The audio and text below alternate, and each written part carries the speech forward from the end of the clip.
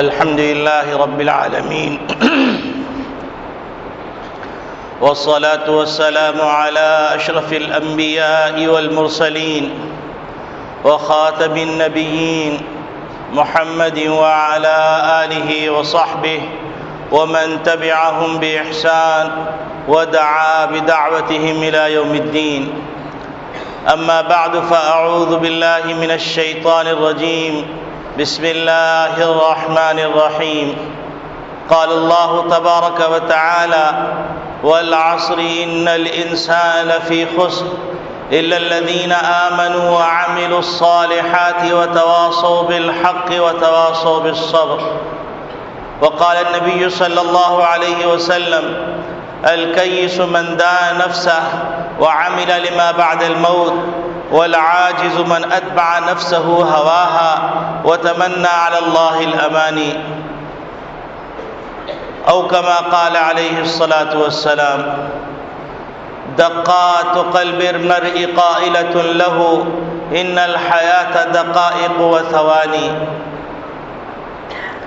میرے محترم بزرگوں، عزیز دوستوں، دینی اسلامی بھائیوں، اللہ رب العالمین نے کلام مجید انسان کی ہدایت کے لیے نازل فرمایا اور انسان کی فلاح کی باتیں، انسان کی کامیابی کی باتیں اور انسان کی دنیا اور آخرت دونوں میں کامیابی کی باتیں اس کلام مجید میں نبی کریم صلی اللہ علیہ وسلم پر نازل فرمائیں.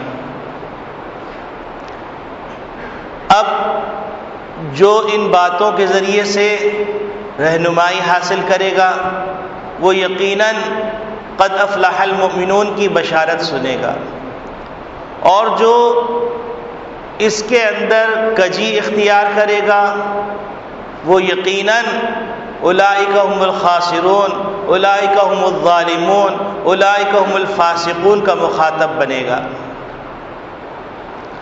اور یہ ایسی سندیں ہیں کہ جن سندوں کو کوئی مٹا نہیں سکتا.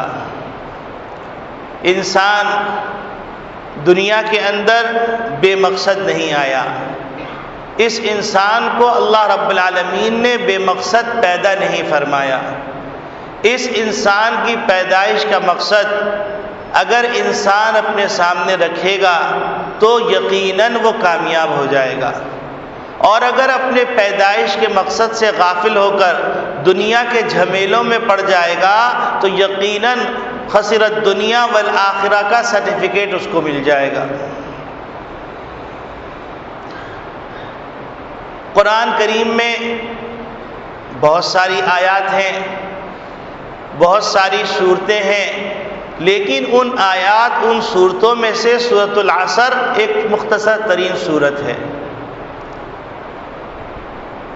لیکن اگر یوں کہا جائے کہ دریا کو کوزے میں بند کر دیا گیا تو غلط نہیں ہوگا. یہی وجہ ہے کہ امام شافعی رحمۃ اللہ علیہ فرماتے ہیں کہ اگر پورے کلام مجید میں صرف سورۃ العصر کا انتخاب کر لیا جائے، صرف سورۃ عصر ہی نازل ہوتی تو انسان کی فلاح کے لیے، انسان کی کامیابی کے لیے، انسان کی نجات کے لیے کافی تھی. اور اگر انسان کامیاب نہ ہونا چاہے تو پھر بڑی سے بڑی صورت اور بڑی سی بڑی آیات، بڑی سے بڑی بات اس کے لیے ناکافی ہوگی. صحابہ اکرام رضوان اللہ اجمعین کا معمول یہ تھا کہ جو چھوٹے صحابہ ہوتے اپنے بڑے صحابہ کرام رضوان اللہ اجمعین سے کہتے کہ آپ ہم کو کوئی نصیحت فرمائیے. تو موقع بموقع جو صحابہ کے معمولات میں نظر آتا ہے وہ اس سورۃ العصر کی تلاوت کر دیا کرتے تھے. یعنی وہ یہ سمجھتے تھے کہ اگر سورۃ عصر کی حقیقت کو سمجھ لیا جائے تو انسان کامیاب ہو جائے گا، نصیحت کا مقصد حاصل ہو جائے گا، انسان کی ذمہ داری جو اس پر عائد ہوتی ہے اس کا پیغام مل جائے گا. ہمارے والد صاحب رحمۃ اللہ علیہ فرمایا کرتے تھے، میاں اگر ایک آدمی سو رہا ہے، جتنا بھی غفلت کی نیند سو رہا ہو اس کو اٹھایا جائے تو اٹھ جائے گا، لیکن اگر ایک آدمی سونے کی ایکٹنگ کر رہا ہو تو اس کے سر کے پاس بیٹھ کر ڈرم بھی پیٹیے تو اس کی آنکھ نہیں کھلے گی۔ آج امت مسلمہ کے سر پر ڈرم پیٹے جا رہے ہیں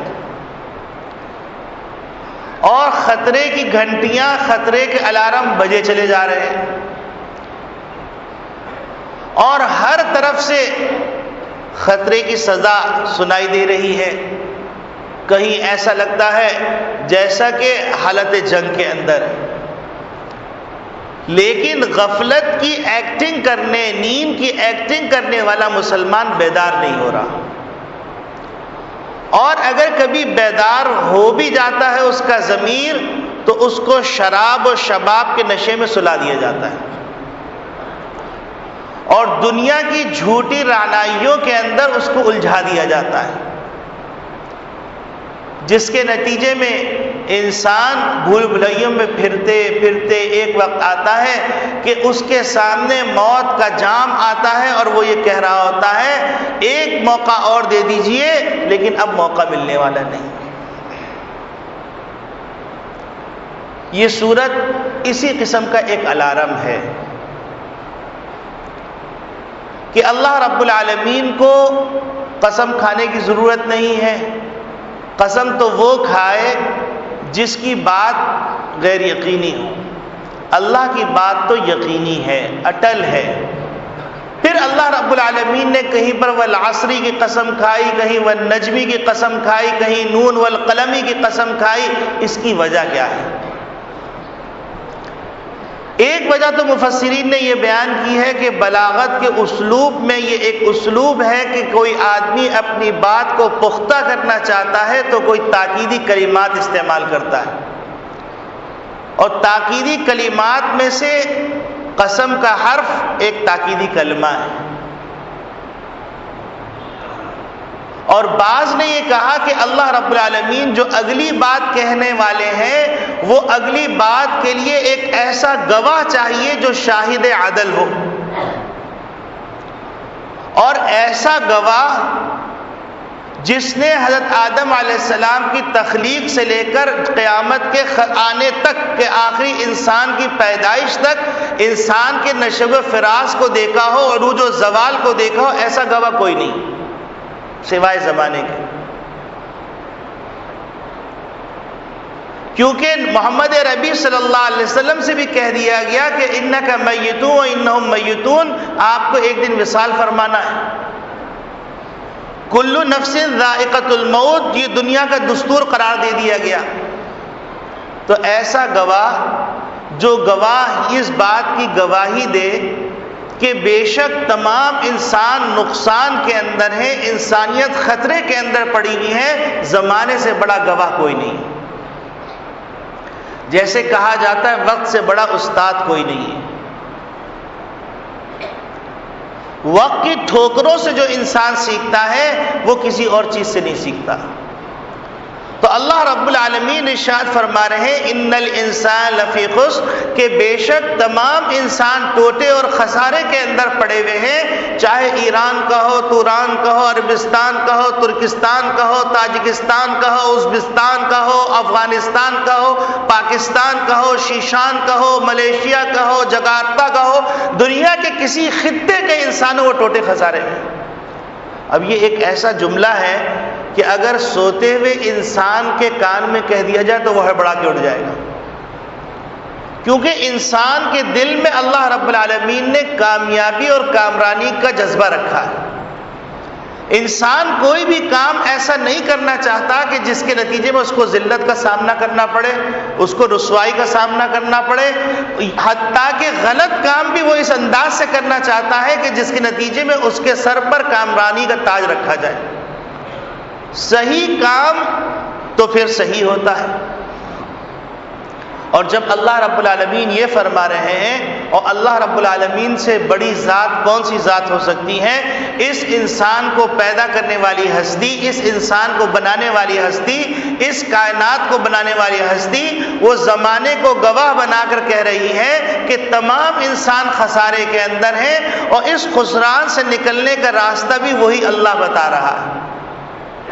تو معلوم کیا ہوا؟ معلوم یہ ہوا کہ انسان کو کامیابی حاصل کرنے کے لیے اللہ نے جو اصول بتلائے ہیں ان اصولوں پر کاربند ہونا پڑے گا۔ ان اصولوں کو چھوڑ کر، ان اصولوں کو فراموش کر کے کوئی انسان کامیاب نہیں ہو سکتا۔ اور پھر ایسا انسان جو ایسا تاجر ہو کہ جس کا کیپٹل ہر وقت گھل رہا ہو، جس کا سرمایہ ہر وقت پگھل رہا ہو، ختم ہو رہا ہو۔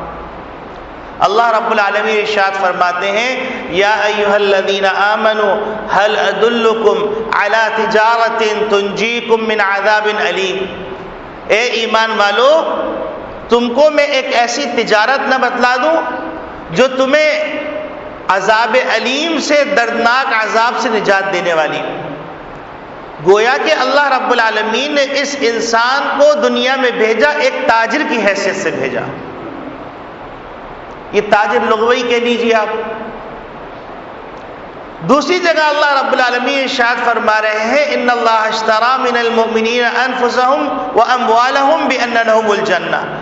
اللہ رب العالمین نے ایک سودا کیا ہے، ایک ایگریمنٹ کیا ہے انسانوں سے کہ ہم تم کو دنیا میں بھیج رہے ہیں، تمہیں جان کا مالک بھی بنا رہے ہیں، گو کہ تم اس کی مالک نہیں، ملکیت نہیں ہے تمہاری، مال کا بھی مالک بنا رہے ہیں، گو کہ تم اس کے مالک نہیں ہو، لیکن اس کے بعد ہم تم کو ایک فانی چیز کے بدلے میں ایک دائمی چیز اور بقا والی چیز دے رہے ہیں، وہ ہے جنت۔ کہ جنت کے بدلے میں ہم نے تمہاری جان اور مال کو مول لیا ہے۔ تو انسان ایک ایسا تاجر ہے جس کا کیپٹل ہر وقت پگھل رہا ہے، گھل رہا ہے، حتیٰ کہ دقات قلب المرء قائلۃ لہ، انسان کی دل کی دھڑکنیں اس کو پیغام دے رہی ہیں کہ جو دھڑکن ابھی آئی ہے اب زندگی میں کبھی نہیں آئی۔ حیاتک انفاس تعد فکلما، تمہاری جو سانسیں ہیں ایک سانس گئی اور دوسری سانس آئی، جو گئی اب وہ کبھی نہیں آئے گی، جو آئی وہ اب کبھی نہیں آئے گی۔ یہ بول جو میرے منہ سے نکلا جس وقت میں نکلا اب یہ میری زندگی میں کبھی نہیں آئے گا۔ یہ بول جو آپ نے سنا اور جس وقت میں سنا اب یہ وقت آپ کی زندگی میں کبھی نہیں آئے گا۔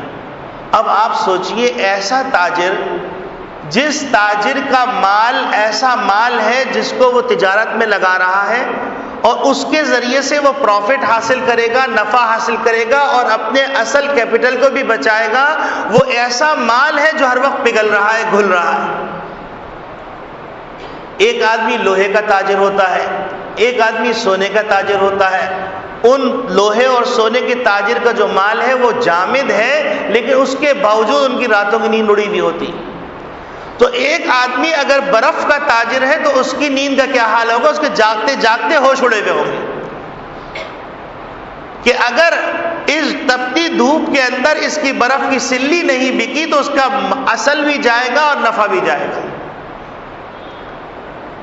تو ہم اور آپ ایک ایسے تاجر ہیں جس کو اللہ رب العالمین نے ایسی دولت دی ہے جس دولت کے ذریعے سے اس کو دنیا بھی بہتر کرنی ہے، آخرت بھی بہتر کرنی ہے، حشر بھی بہتر کرنا ہے، پلسرات سے بھی بہتری سے گزرنا ہے، قبر کے اندر بھی بہتری سے رہنا ہے۔ اور یہ ٹوٹل 65 سال، 70 سال، 80 سال کی عمر ہے۔ اس 100 سال، 70 سال، 80 سال کی عمر کے اندر ہزاروں سال کا سفر طے کرنا ہے۔ اگر ان ہزاروں سال کے سفر کو طے کرنے والا غفلت میں پڑا رہے گا تو یقینی بات ہے کہ اس کے اوقات گزرتے گزرتے گزرتے ایسا وقت آئے گا کہ کھانس رہا ہوگا تو کوئی اس کی کھانسی سننے والا نہیں ہوگا، اٹھنا چاہ رہا ہوگا کوئی اس کو اٹھانے والا نہیں ہوگا۔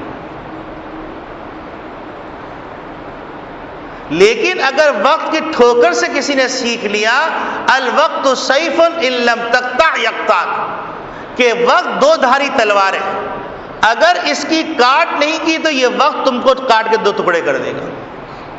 تو یہ سارے انسانوں کے لیے بھی پیغام ہے، سارے انسانی ممالک کے لیے بھی پیغام ہے کہ حالات اور واقعات کا استحضار کر کے اور صحیح نتیجہ اخذ کر کے صحیح راستے پہ جانا۔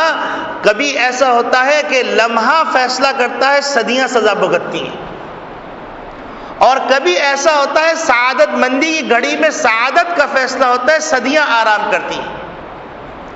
تو امت مسلمہ پر ایسا کڑا وقت آیا ہوا ہے، اور اس کڑے وقت کے اندر کڑے فیصلے کرنے کے لیے مضبوط ایمان کی ضرورت ہے۔ اللہ رب العالمین کی ذات عالی پر غیر متزلزل یقین کی ضرورت ہے، اور اللہ رب العالمین کا جو قانون ہے کہ ظاہری شکل کے اندر حق میں شر ہے اور شر کے اندر خیر ہے، لیکن اللہ کا قانون یہ ہے عسیٰ ان تکرہوا شیئا وہو خیر لکم وعسیٰ ان تحبوا شیئا وہو شر لکم۔ ایک چیز کو تم بھلا سمجھ رہے ہوگے لیکن اللہ نے اس کے اندر بھلائی نہیں رکھی، ایک چیز کو تم برا سمجھ رہے ہوگے اللہ رب العالمین نے اس کے اندر برائی نہیں بھلائی رکھی ہوئی۔ تو یہ ایمانی طاقت فیصلہ کرواتی ہے۔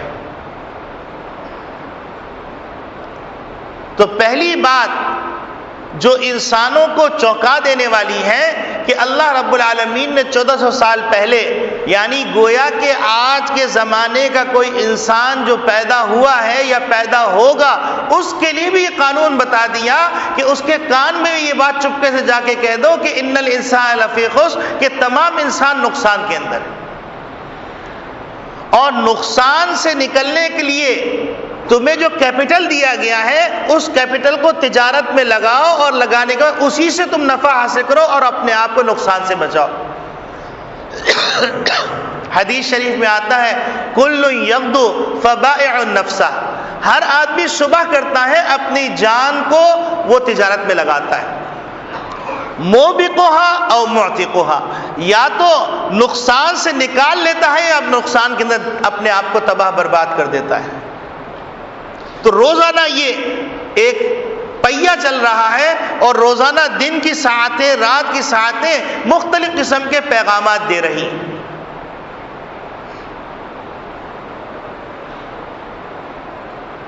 تو ان پیغامات کے اندر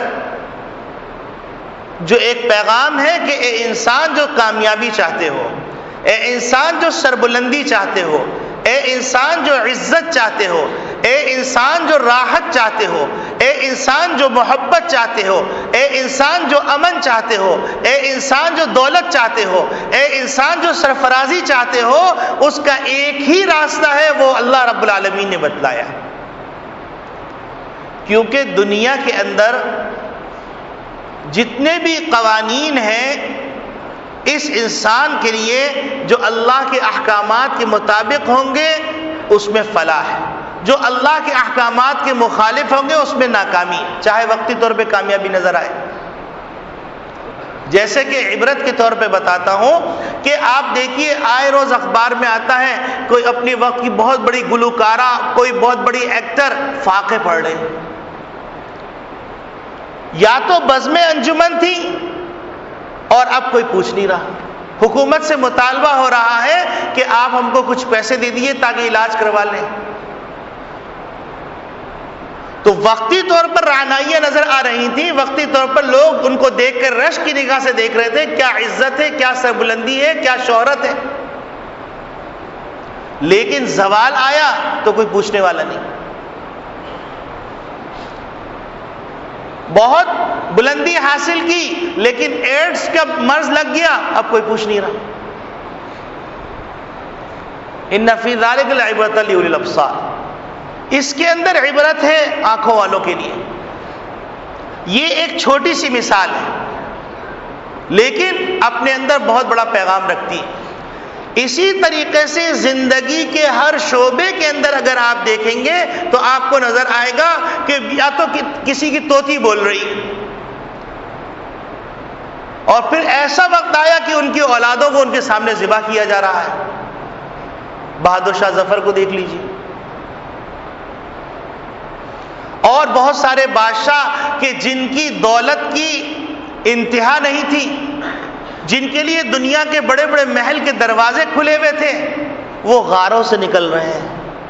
انگلیوں پہ پٹیاں بندھی ہوئی ہیں، وہ بھی اپنے ہاتھ سے پٹی باندھی ہوئی ہے. بدبو جو کبھی پیرس کے پرفیوم کے کمپنیاں ان کے لیے ان کے نام سے پرفیوم بناتی تھیں، آج ان کو پوچھنے والا کوئی نہیں، ایک بالش جگہ دینے والا کوئی نہیں. الم یأن للذین آمنوا ان تخشع قلوبهم لذکر اللہ، کیا انسانوں کے لیے، ایمان والوں کے لیے ابھی بھی وقت نہیں آیا کہ ان کے دل میں گداس پیدا ہو، کچھ نرمی پیدا ہو؟ کتنے سنگ دل ہو گئے. رات کی تنہائی میں کبھی بیٹھ کے اپنا احتساب کیا ہوتا،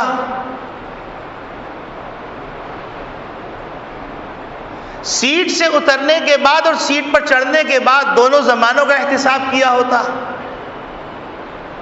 عہدہ ملنے سے پہلے اور عہدہ ملنے کے بعد پہ عہدہ کے زوال کے بعد احتساب کیا ہوتا.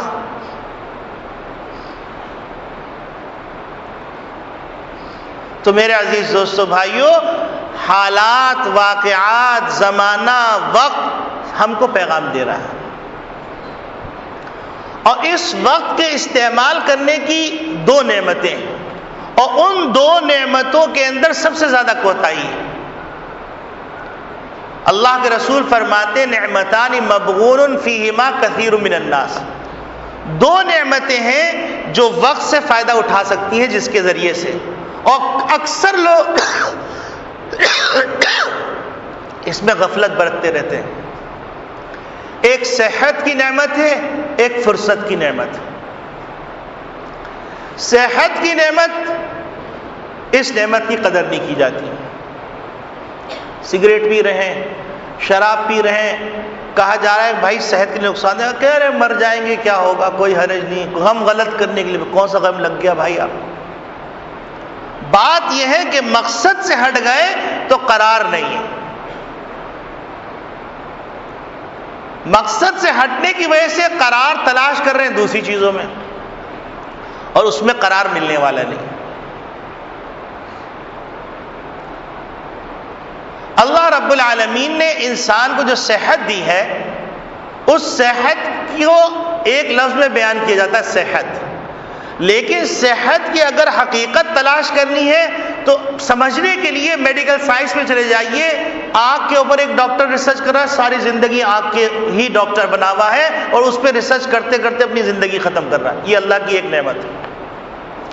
دماغ کا ڈاکٹر ہے، وہ دماغ کے اوپر ریسرچ کر رہا ہے، اور کرتے کرتے کئی ڈاکٹروں کی زندگیاں ختم ہو گئی، ابھی بھی ریسرچ باقی.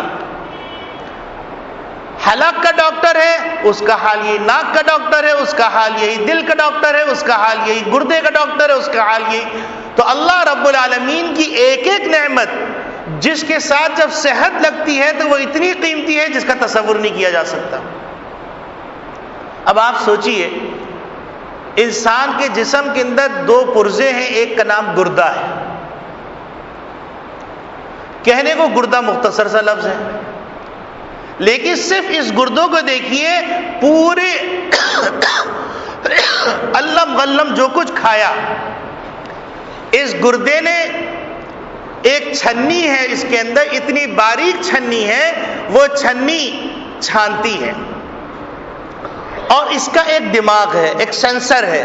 وہ سینسر فیصلہ کرتا ہے کہ جسم کے اندر کتنی پانی کی مقدار رہنی چاہیے اور کتنی مقدار جسم سے نکل جانی چاہیے. ایک ڈاکٹر سے کہا گیا کہ بھائی صاحب آج تو دنیا نے اتنی ترقی کر لی، سائنس نے اتنی ترقی کر لی، دل کی بیٹری آ گئی، آپ گردے کے بھی کوئی پلاسٹک کا گردہ بنا دیجئے. تو کہنے لگے کہ اللہ رب العالمین نے گردے کو ایسا عجیب غریب بنایا ہے، اس میں اتنی باریک چھنی ہے کہ پہلے نمبر پر تو وہ بن ہی نہیں سکتی، اگر بنے گی تو اربوں روپے خرچ ہوگا، اور اگر اربوں روپے خرچ کر کے وہ چھنی بن بھی گئی تو وہ سینسر، وہ حواس، وہ دماغ جو اللہ نے گردے کے اندر رکھا ہے، جو انسان کے قد کاٹ اور وجود کے اعتبار سے فیصلہ کرتا ہے کہ اس انسان کو اتنی مقدار کی ضرورت ہے، اتنی مقدار پیشاب کے ذریعے سے نکلنی ہے، وہ سینسر ہم کہاں سے لائیں گے؟ جو انسانی جسم کے مطابق فیصلہ کرتا ہے. اللہ کی ایک نعمت ہے اور ہم اس نعمت کو استعمال کرتے ہیں، کبھی قدر نہیں کرتے. زندگی میں کتنے لوگ ایسے ہیں کہ اللہ کی صحت کی نعمت پر شکر کرتے ہیں. ایک دفعہ ہم سب کہہ دیتے ہیں الحمدللہ. یہ اللہ کا احسان ہے کہ اللہ رب العالمین نے اتنی عظیم نعمت سے مالا مال فرمایا. اب آپ سوچئے دنیا کا جو ڈایامیٹر ہے، دنیا کا جو قطر ہے وہ ہے 24,800 میل، اور انسان کے جسم کے اندر چھوٹی بڑی رگیں جتنی بھی ہیں وہ اس دنیا کے 3 مرتبہ چکر اگر لمبی پھیلا دی جائے تو 3 دفعہ چکر، یعنی 75,000 میل کے برابر انسان کی رگیں، دماغ، ہاتھ پاؤں سب کی. اللہ رب العالمین نے ایک پرزہ رکھا قلب. یہ قلب 1 سیکنڈ کے اندر 75,000 میل کا سفر طے کرتا ہے اور 75,000 میل کا سفر واپس لیتا ہے. یعنی دل مسلسل کام کر رہا ہے. جس دن پیدائش ہوئی اس دن سے لے کر مرتے دم تک یہ دل 75,000 میل کے اندر خون کی سپلائی کرتا ہے، 75,000 میل کے اندر خون کی سپلائی واپس لیتا ہے. کون سی طاقت ہے جو اس طرح کر سکے؟ فَبِأَيِّ آلَاءِ رَبِّكُمَا تُكَذِّبَانِ جب کہا جائے تو انسان لرز جاتا ہے کہ اللہ کی کتنی نعمتیں ہیں. اللہ رب العالمین نے زبان کے اندر ایسی حس رکھی ہے، وہ زبان ٹھنڈے، میٹھے، کڑوے، کھارے ہر ایک کا فیصلہ کرتی ہے، اور زبان سے نیچے جانے کے بعد کسی کے ذائقے کا پتہ نہیں چلتا. اور 32 دانتوں کے درمیان ہے. سو رہے ہیں تب بھی، جاگ رہے ہیں تب بھی، کون حفاظت کرتا ہے؟ انسان کی سانس کی نالی اور کھانے کی نالی ایک ساتھ ہے. کھا کر سو گئے، کھٹی ڈکار آئی لیکن وہ کھٹا پانی سانس کی نالی میں نہیں گیا. کس نے بچایا؟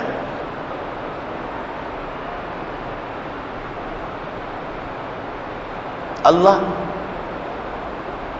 تو جب کہیں سے بھی مفر نہیں ہے، ہر جگہ اللہ، ہر جگہ اللہ، جہاں جاؤ وہاں اللہ. تو کوئی جگہ ایسی نہیں ہے کہ جس جگہ کے اندر اللہ نہ ہو اور اللہ کا قانون نہ ہو، اللہ کا ضابطہ نہ ہو، اللہ کا حکم نہ چلتا ہو. تو پھر ہم اللہ کی کیوں نہیں مان لیتے؟ اللہ کو تو مانتے ہیں، اللہ کی نہیں مانتے. ہم اللہ کی مان لیں اور کچھ عرصہ اللہ کی مان کر گزار لیں، اور پھر دونوں زمانوں کا موازنہ کر کے دیکھیں. جو ہم نے اللہ کو مانا، اللہ کی نہیں مانی، اور وہ زمانہ جس میں ہم نے اللہ کو مانا، اللہ کی مانی، دونوں کے اندر قرار کے اندر کیا فرق ہے؟ دنیا کی جو ظاہری لذتیں ہیں اس کی مثال ایسی ہے جیسے کسی کو خارش ہو جائے. خارش والے شخص کو آپ منع کیجئے کہ بہت آرام مل رہا ہے کھجانے سے، لیکن جب چھوڑتا ہے تو سوزش سے پوری رات تڑپتا رہتا ہے. تو دنیا کی لذتوں کا حال یہ ہے، وقتی طور پہ لذت مل جائے گی لیکن اس کی جو کسک ہے وہ تڑپاتی رہے گی. انسان جتنے بھی بہانے کر لے، جتنے بھی ڈھکوسلے کر لے، جتنے بھی ملمہ سازی کر لے، لیکن انسان سے بڑا اپنے بارے میں منصف کوئی نہیں ہو سکتا، محاسب کوئی نہیں ہو سکتا، محتسب کوئی نہیں ہو سکتا.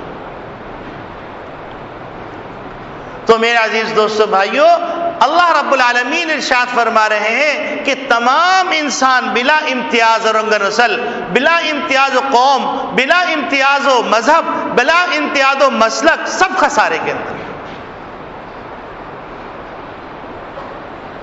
جس کے اوپر بھی لفظ انسان کا اطلاق ہوتا ہے وہ انسان خسارے میں. اور خسارے سے نکلنے کے لیے 4 کام کرنے پڑیں گے. الا الذین آمنوا، پہلا کام ایمانیات سے متعلق ہے. اللہ کو ماننے کی دلیل یہ ہے اللہ کی مانے. آپ منہ سے کہتے ہیں یہ اللہ اللہ اللہ، لیکن اللہ کو اللہ کی نہیں ماننے تو کہیں کچھ کھوٹ ضرور ہے. چمی گویم مسلمانم ملرزم، چمی گویم مسلمانم ملرزم کے دانم مشکلات لا الہ را. جب میں کہتا ہوں کہ مسلمان ہوں تو میں لرزنے لگتا ہوں، کیونکہ میں جانتا ہوں لا الہ الا اللہ کے تقاضے بڑے زبردست ہیں. تو پہلا کام تو ایمانیات کے اوپر کرنا ہے. ایمانیات کے اوپر کام کرنا یہ ہے کہ اللہ کی مانیں. ان المحب لمن یحب یطیع، اس لیے کہ محبت کی دلیل، اطاعت کی دلیل، فرمانبرداری کی دلیل، سپردگی کی دلیل یہ ہے کہ جس کے آپ اپنے آپ کو حوالے کر رہے ہیں اس کی مانیں. یہ دلیل ہے کہ آپ اللہ کو مانتے ہیں، یہ دلیل ہے کہ آپ رسول اللہ کو مانتے ہیں. لیکن اگر قول و فعل کا تضاد ہے کہ آپ کہہ رہے ہیں ہاں اللہ اللہ اللہ، لیکن سارے گناہ چل رہے ہیں، اللہ کی معصیت ہو رہی ہے اللہ کی زمین پر، اللہ کے احکامات کو پامال کیا جا رہا ہے، رسول اللہ صلی اللہ علیہ وسلم کے طریقوں کو فراموش کیا جا رہا ہے، اس کو فرسودہ سمجھا جا رہا ہے، تو مطلب یہ ہوا کہ ایمانیات میں کہیں گڑبڑ ہے ضرور. پھر اس کے بعد صرف ایمان لا لینا کافی نہیں ہے بلکہ اعمال صالحہ اختیار کرنے پڑیں گے. اور اعمال صالحہ کا مفہوم بہت وسیع ہے بھائی. صرف اعمال صالحہ یہ نہیں ہے کہ آپ نے نماز پڑھ لی، یقیناً نماز صحیح ہوئی تو آپ کی اگلی منزلیں آسان ہو جائیں گی. نماز سے چارے کار نہیں، اس سے بچ نہیں سکتے، حج سے بچ نہیں سکتے، زکوٰۃ سے بچ نہیں سکتے، روزے سے بچ نہیں سکتے، یہ تو کرنا ہی کرنا ہے. اس کے علاوہ معاملات کو بھی درست کرنا ہے، اس کے علاوہ معاشرت کو بھی درست کرنا ہے، اس کے علاوہ اخلاق کو بھی درست کرنا ہے. یہ اعمال صالحہ میں سب چیزیں داخل ہیں. بعض لوگوں کو بیچاروں کو غلط فہمی ہو جاتی ہے، نماز اچھی ہے بیوی سے لڑتے رہتے ہیں، نماز اچھی ہے بھائیوں سے لڑتے رہتے ہیں، نماز اچھی ہے تجارت گڑبڑ ہے، نماز اچھی ہے معاشرت گڑبڑ ہے، پڑوسیوں کے حقوق ادا نہیں کر رہے. تو اللہ رب العالمین کے ہاں یہ سارے کاموں کی کوشش کرنی ہے. 100% تو کوئی بھی نہیں کر سکتا.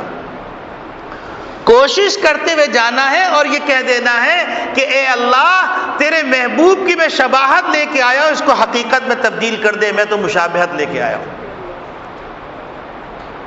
تو اب اگر جو ہے ہم لنگڑے لولے کچھ کرتے رہیں تو یہ علامت ہے کہ ہم کو اللہ پر یقین ہے، ہاں یہ علامت ہے ہم کو رسول اللہ کی محبت ہے. پھر اس کے بعد وتواصوا بالحق، کیونکہ اگر ماحول صحیح نہیں ہوتا تو آدمی جس ماحول میں رہ رہا ہوتا اسی کے رنگ میں رنگنا چلا جاتا ہے. شرابی کے ماحول میں بیٹھتے بیٹھتے شرابی بن جائے گا، جواری کے ماحول میں بیٹھتے بیٹھتے جواری بن جائے گا، گندی باتوں کے ماحول میں بیٹھتے بیٹھتے گندی باتیں زبان پہ آ جائیں گی، اور لاشعور کے اندر وہ تمام چیزیں بھلی معلوم ہونے لگیں گی جو کبھی بری معلوم ہوتی تھی. صحبت صالح ترا صالح کنت، صحبت طالح ترا طالح کنت. اچھوں کی صحبت تمہیں اچھا بنا دے گی، بروں کی صحبت تمہیں برا بنا دے گی. نبی کریم صلی اللہ علیہ وسلم نے فرمایا عطار کے پاس بیٹھو گے تو عطر کی خوشبو ملے گی یا عطر کی پھلیری مل جائے گی تم کو، یا اگر بھٹکیاری کے پاس بیٹھو گے تو کالک مل جائے گی، دھواں مل جائے گا، گرد و غبار مل جائے گا. اپنی گیدرنگ کا جائزہ لیا جائے، کچھ وقت نکالا جائے کہ جو ہم اچھوں کی محفل میں بیٹھے، کچھ نہ کچھ ایک بات، دو بات، تین بات دین کی سیکھ لیں اور ہمارا ہر آنے والا دن پچھلے دن سے اچھا ہوتا جائے. اور تواصوا بالحق کے اندر طریقہ یہ ہے کہ بعض لوگ یہ سمجھتے ہیں تواصوا بالحق کہا گیا دعوت دینی ہے فرعون بن کر. اب آپ سوچئے موسیٰ علیہ السلام اور ہارون علیہ السلام کو کہا جا رہا ہے تم دونوں جاؤ. فرعون سے بڑا تو کوئی اللہ کا باغی نہیں ہوگا اور موسیٰ علیہ السلام سے بڑا کوئی مصلح اس وقت نہیں ہوگا. ان کو کہا جا رہا ہے فَقُولَا لَهُ قَوْلًا لَيِّنًا، جاؤ اور جا کے نرم گفتگو کرنا. ہم کوئی حاکم نہیں ہیں کہ ہم آپ کو گالیاں دیں، مارے پیٹے، بلکہ بات سمجھا دی گئی، سمجھ میں آ جائے تو اللہ کی طرف سے، سمجھ میں نہ آئی تو ہمارا قصور. تو حق بات حق نیت سے حق طریقے پہ کہی جائے تو دل پہ اثر کرتی ہے. لیکن اگر بات حق ہے غلط طریقے سے کہی جا رہی ہے، بات حق ہے لیکن ناحق نیت سے کی جا رہی ہے، تو ان صورتوں میں اللہ شر پیدا فرما دے. تو کوئی بولنے سے پہلے نیت کی تصحیح ہونی چاہیے کہ اے اللہ میں جو بول رہا ہوں میں خود اس پر عمل پیرا ہو جاؤں، اور اے اللہ میرا بھائی جنت میں جانے کے قابل ہو جائے، اور تیرے محبوب صلی اللہ علیہ وسلم کا پیغام اس تک پہنچ جائے. یہ ہے حق بات، حق طریقے سے، حق نیت سے کہنا. لیکن اگر ایسے نہیں ہوا تو پھر لڑائیاں، دنگا فساد اور جھگڑے اور فتنے سب وجود میں آ جائیں گے. پھر اسی طریقے سے بعض لوگ یہ سمجھتے ہیں کہ اللہ کے احکامات کو نافذ کرنا اپنے ہاتھ سے ہر ایک کی ذمہ داری ہے. اللہ رب العالمین کا قانون یہ ہے کہ حکمران طبقے کی جو ذمہ داری وہ اس کو پوری کرنی ہے، اور علماء طبقے کی جو ذمہ داری وہ اس کو پوری کرنی ہے، اور عوام طبقے کی جو ذمہ داری وہ اس کو پوری کرنی ہے. یہ نہیں ہو سکتا کہ اگر کسی نے زنا کیا تو مولوی صاحب ہنٹر لے کے آئے اور مارنا شروع کر دیا کہ میں تمہیں 100 کوڑے ماروں گا. یہ ان کا کام نہیں. کسی نے قتل کیا اور آپ نے آ کے اس کو قتل کر دیا، یہ آپ کا کام نہیں. اسلام کے نظام کو اپنے اپنے خانوں میں رکھ کر سمجھیں تو اس سے زیادہ معتدل، اس سے زیادہ بیلنس کوئی نظام نہیں. ہاں آپ قبائلی نظام کو لگا لیجئے اس کے ساتھ، کوئی اور نظام کو اس کے ساتھ لگا لیجئے اور اسی کو اسلام کہیے، تو یہ آپ کا اپنا تشریح کا مرحلہ ہے. تشریح صحیح کریں. اور تواصو بالحق کے اندر اشارہ اس بات کی طرف بھی ہے کہ جس طریقے سے ایک آدمی دنیا سے رخصت ہو رہا ہوتا ہے اور رخصت ہوتے ہوئے وہ تمام حقائق کو دیکھ رہا ہوتا ہے تو اپنے ورثاء کو نصیحت کرتا ہے جس تکلیف اور جس اخلاص اور جس کرب سے. تواصو بالحق کے اندر اشارہ اس بات کی طرف بھی، اس کرب سے نصیحت کریں. وصیت، تواصو وصیت سے. اور پھر اللہ کا عجیب قانون ہے کہ جب انسان دوسرے کو نصیحت کرتا ہے تو سب سے پہلے اللہ اسی کو توفیق دیتا ہے، کہنے والے کو. اور وہ تواصو بالصبر، کیوں آزمائش تو آتی ہے، کڑوی بات ہوگی، اور بعض دفعہ انسان اتنا درشروح ہوتا ہے اور اتنا سخت مزاج ہوتا ہے، اچھی بات اچھے طریقے سے اچھی نیت سے بھی کہیے تو وہ غصے میں آ جاتا ہے، تکلیف دینے پہ آمادہ ہو جاتا ہے. تو ساتھ ساتھ صبر کی تلقین